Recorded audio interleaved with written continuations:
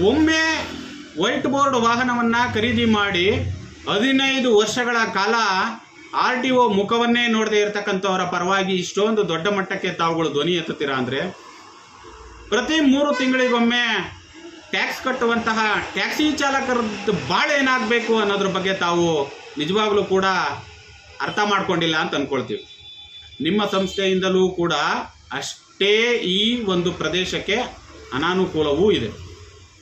ಹಾಗಾಗಿ ದಯವಿಟ್ಟು ಚಾಲಕರುಗಳಲ್ಲಿ ನಾವು ಮನವಿ ಮಾಡ್ಕೊಳ್ಳೋದು, ನಿಮ್ಮ ಒಗ್ಗಟ್ಟಿನ ಪ್ರದರ್ಶನದ ಮೇಲೆ ಇಂತಹ ಉದ್ಯಮಿಗಳನ್ನು ತುಳಿಯುವಂತಹ ಕೆಲಸಗಳಾಗಬೇಕು ವಿನಃ ನಿಮ್ಮ ಮೌನ ಮುಂದಿನ ದಿನಗಳಲ್ಲಿ ನಿಮ್ಮ ಸಮಾಧಿಯನ್ನು ಕಟ್ಟುತ್ತೆ.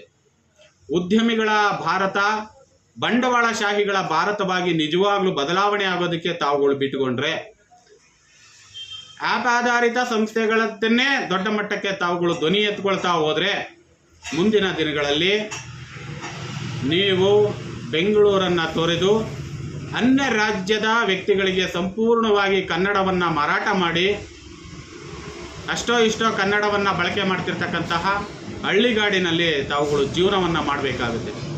ಹಾಗಾಗಿ ಮುಂದಿನ ದಿನಗಳಲ್ಲಾದರೂ ಕೂಡ ಗಾಢ ನಿದ್ರೆಯಲ್ಲಿರ್ತಕ್ಕಂತಹ ಚಾಲಕರುಗಳು ಎದ್ದು ನಿಜವಾಗ್ಲೂ ಕೂಡ ತಾವು ಧ್ವನಿಯನ್ನು ಎತ್ತಬೇಕಾಗುತ್ತೆ.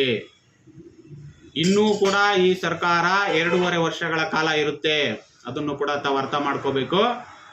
ಈ ಸರ್ಕಾರದಿಂದ ನಿಮಗೆ ನ್ಯಾಯ ಸಿಕ್ಕಬೇಕು ಅಂದರೆ ಇನ್ನು 2.5 ವರ್ಷಗಳಲ್ಲಿ ಅನ್ಯ ರಾಜ್ಯದ ವ್ಯಕ್ತಿಗಳು ಬಂದು ಬೆಂಗಳೂರಿನಲ್ಲಿ ಮಾಡುವಂತಹ ಹಲಾಲ್ ಕೋರ್ ಕೆಲಸಗಳ ವಿರುದ್ಧ ಧ್ವನಿಯನ್ನು ಎತ್ತಲಿಲ್ಲ ಅಂದರೆ ಮುಂದಿನ ದಿನಗಳಲ್ಲಿ ನಿಮ್ಮ ಕನ್ನಡವನ್ನು ಪ್ರಶ್ನೆ ಮಾಡುವಂತಹ, ನಿಮ್ಮ ಉದ್ಯಮವನ್ನು ಪ್ರಶ್ನೆ ಮಾಡುವಂತಹ ಸಂಪೂರ್ಣ ಸಾರಿಗೆ ಇಲಾಖೆ ವೈಟ್ ಬೋರ್ಡ್ ವಾಹನಗಳ ಪಾಲಾಗೋದ್ರಲ್ಲಿ ಯಾವುದೇ ಸಂಶಯವಿಲ್ಲ.